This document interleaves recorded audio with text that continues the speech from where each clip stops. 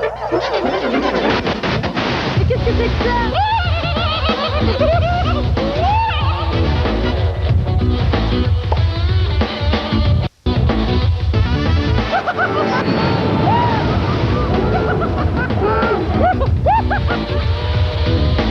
On fait pitié!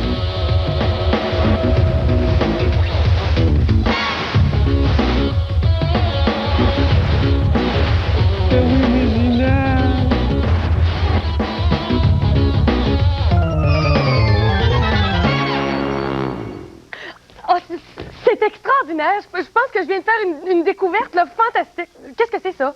C'est un coquillage. Ça a l'air d'un coquillage, mais c'est pas un coquillage ordinaire. Non. Au contraire, c'est un coquillage dans lequel c'est pas la mer qu'on entend, c'est... Je vais vous le faire entendre. Il me faudrait un micro, par exemple. Daniel? Daniel, aurais-tu un micro sur toi? Il me semble que t'as ça, toi, d'habitude. Ah, ça semble plus. Merci beaucoup. Écoutez, mais ça, vous en reviendrez pas.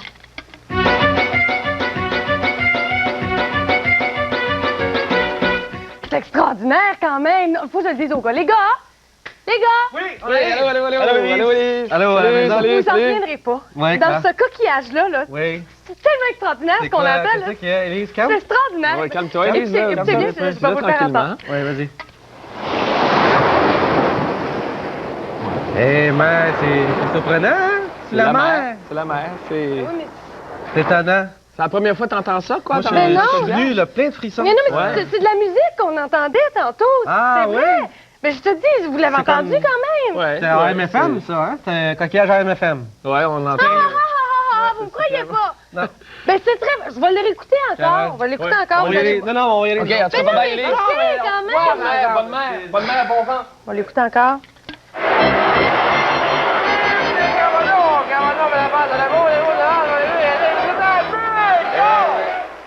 Bonne émission, hein? Chut, chut, chut, chut. Hein? Hey, je viens de m'acheter un perroquet. Je vais lui apprendre à parler. Ben, je veux dire, lui réapprendre à parler parce que celui qui l'avait avant... Qui veut donner un biscuit cuit à Kiki quand Kiki a faim pour un biscuit cuit? Oh non, faut que je lui apprenne à le dire correctement. On dit pas ça, qui veut. On dit pas non plus quand que ni quand qu'on.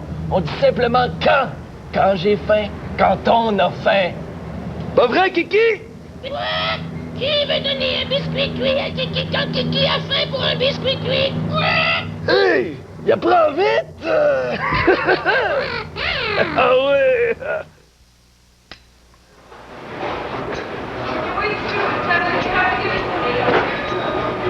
Voyons. Est-ce qu'il y a ma chaise, donc? Mais c'est bien bizarre, ça.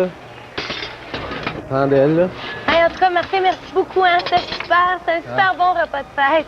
Mais c'est pas parce que c'est ma fête que t'es obligé de payer pour moi, hein? Ah, OK. Hein? Mais non, c'est une Oh, femme. Martin! En tout cas, Martine, je veux te féliciter. T'as Ouais. été vraiment très, très, très, très bonne. Tu sais, depuis que t'as décidé de plus prendre de dessert là, pour ta santé, là, ouais. mais t'as tenu parole, t'es volontaire. Puis c'est vraiment étonnant parce que quand le serveur est venu pour la deuxième fois te proposer du dessert, t'as dit non avec sérénité, avec joie. T'étais bien belle à voir là-dedans. Puis c'est étonnant parce que les desserts étaient assez impressionnants, tu sais, des beaux gâteaux au chocolat avec son coulis de framboise, de la crème renversée, un shortcake aux fraises. Félicitations. C'est quoi ça? C'est la chaise, là, que tu cherchais tantôt, là. Mais je l'ai toute pliée avec sérénité et joie. Méfiez-vous, elle est de retour, l'adolescente au régime d'enfer.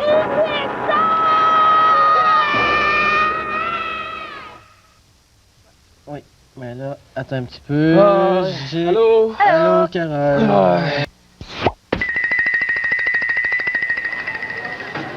Ah, tiens donc, la charrette. Je ne sais pas si ce petit vin blanc sera assez sec pour accompagner mon poulet sauté au caviar d'Estur.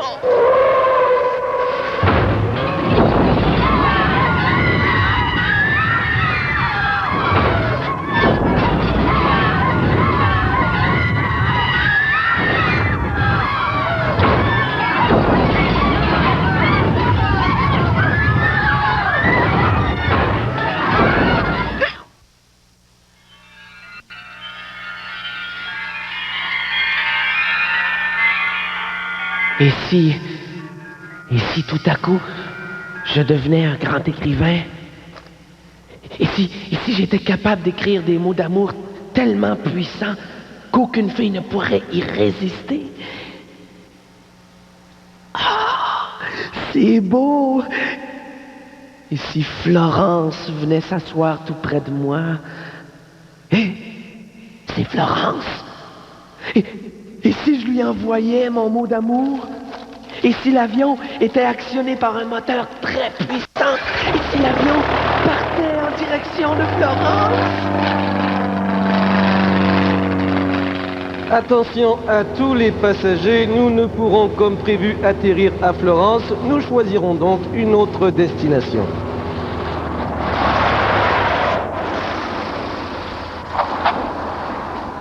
Ernest, est-ce que c'est toi qui m'as envoyé ça? Si j'avais une dinde sur le feu et si je devais aller la retourner, hein?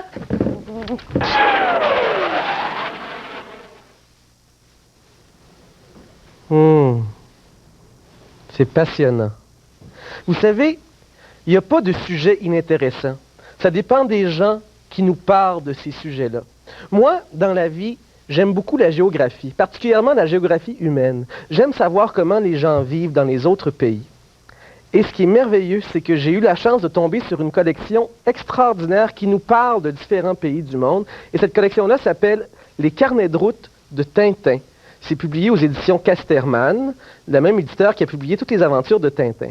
C'est une collection absolument extraordinaire parce qu'on découvre plusieurs pays du monde, mais ce, à travers les yeux du grand reporter qu'est Tintin, un reporter qu'on connaît tous naturellement. Ce qui est bien avec ce livre-là, d'abord, je vous dirais, c'est sa présentation visuelle. Parce que visuellement, c'est extrêmement attrayant. D'abord, on apprend à découvrir le pays grâce à des questions auxquelles on répond dans le livre. C'est des questions qu'on se pose souvent sur le pays qui est traité dans le livre. Comme ici, on traite de l'Afrique noire, eh bien, j'ai la 11e question qui est « Quelle langue parlent les Africains ?» Alors, on va répondre à cette question-là à travers le carnet de route de Tintin. À gauche, sur la page de gauche, il y a toujours des illustrations qui mettent en scène des personnages des aventures de Tintin. Au centre, on a des photos qui donnent des informations sur la question donnée. Et à l'extrême droite, il y a toujours le texte dans lequel on nous donne toutes les informations de façon plus exhaustive, de façon plus complète.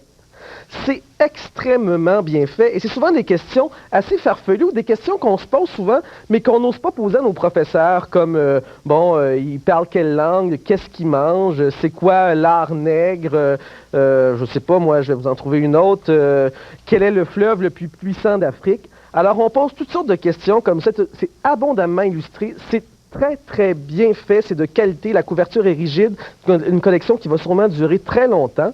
Et ici, moi j'ai ici l'Afrique noire, il y a aussi les États-Unis, mais on traite aussi d'autres pays comme l'Asie, la Russie, enfin tout ça. C'est extrêmement bien documenté. Chaque livre comporte environ une trentaine de questions, comme si dans le livre qui traite des États-Unis, on nous parle de, faut-il dire, États-Unis ou Amérique? Quelles sont les différentes régions des États-Unis? Qui a découvert l'Amérique? Comment vivaient autrefois les Indiens d'Amérique? Les 30 questions sont énumérées complètement à l'arrière du livre. Ce qui est bien aussi dans le livre, c'est qu'à la fin, il y a une partie glossaire, une partie index qui nous explique des mots qui peuvent nous sembler compliqués à la première lecture, donc qui complètent l'information. Il y a aussi une chronologie de l'histoire des États-Unis, en particulier dans ce livre-là qui traite des États-Unis. Il y a aussi des informations sur les fuseaux horaires. Il y a aussi une bibliographie, c'est-à-dire d'autres livres à consulter si on veut avoir des renseignements plus complets, des informations plus complètes sur le sujet, sur le pays. C'est une collection que je vous recommande fortement. C'est vraiment très, très, très, très très bien fait. C'est une lecture de chevet, c'est un livre qu'on peut lire juste avant de se coucher parce que lire ce livre-là, ça nous permet aussi de voyager, de partir dans notre imagination, d'avoir l'impression, parce que naturellement, aller en Afrique, c'est pas à la portée de tout le monde. Alors, en lisant ces livres-là, on peut avoir l'impression de voyager en compagnie de Tintin, qui est un grand voyageur. Alors, c'est ça. Je vous la conseille fortement. Moi, je vais me préparer à dormir tranquillement, mais juste avant, je vais juste finir de lire Comment vivaient autrefois les Indiens d'Amérique? Avant la conquête européenne, les Indiens d'Amérique du Nord étaient divisés en plusieurs nations, ayant chacune un mode de vie particulier, étroitement adapté au milieu naturel de la région où elles vivaient.